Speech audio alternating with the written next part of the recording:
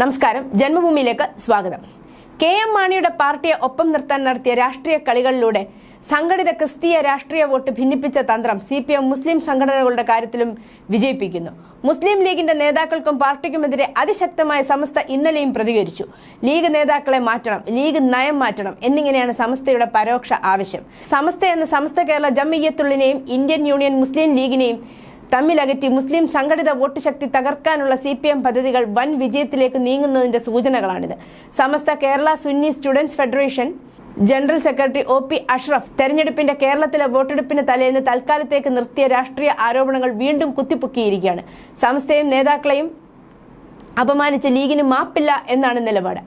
ഇത് സമസ്തയിലെ ഒരു നേതാവിന്റെ അഭിപ്രായവും നയവുമല്ല, മറിച്ച് സമസ്തയുടെ പ്രഖ്യാപനവും എല്ലാ നേതാക്കളുടെയും അഭിപ്രായവുമാണെന്നാണ് വിശദീകരണം. ഈ നിലപാട് തള്ളാൻ ഇതുവരെ സമസ്ത അധ്യക്ഷൻ ജിഫ്രി മുത്തുക്കോയ തങ്ങളോ ഏതെങ്കിലും നേതാവോ തയ്യാറായിട്ടില്ല. അതായത് അവരുടെ സമ്മതത്തോടും അറിവോടും കൂടിയാണ് ഈ പ്രസ്താവന. ലീഗിനെയും സമസ്തയും തമ്മിൽ അകറ്റുന്നതിൽ സമ്പൂർണ്ണ വിജയം കണ്ടാൽ അടുത്ത നിയമസഭാ തെരഞ്ഞെടുപ്പിലും അതിനു മുമ്പ് തദ്ദേശ സ്വയംഭരണ തെരഞ്ഞെടുപ്പുകളിലും വിജയിക്കാമെന്നാണ് CPMന്റെ വിലയിരുത്തൽ. ലീഗിന് ഇടതുപക്ഷത്ത് കിട്ടില്ലെന്ന കാര്യത്തിൽ ഏറെക്കുറെ ഉറപ്പിച്ച മട്ടിലാണ് CPM. അതിനാൽ ലീഗിനെ അവരും ഉൾപ്പെട്ട സമസ്തയുടെ വേദിയിൽ നിന്ന് അകറ്റാനുള്ള അടവുകളാണ് ഇപ്പോൾ പയറ്റുന്നത്.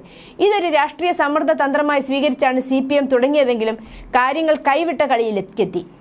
മുസ്ലിം സമൂഹത്തിന്റെ രാഷ്ട്രീയ കാര്യങ്ങൾ നടത്തിക്കൊടുക്കാൻ ഭരണത്തിലായാലും പ്രതിപക്ഷത്തായാലും മുസ്ലിം ലീഗ് വേണമെന്ന സ്ഥിതി മാറി. സമസ്ത നേതാക്കളുമായി CPMും മുഖ്യമന്ത്രി പിണറായി വിജയനും നേരിട്ട് ബന്ധം സ്ഥാപിച്ചു.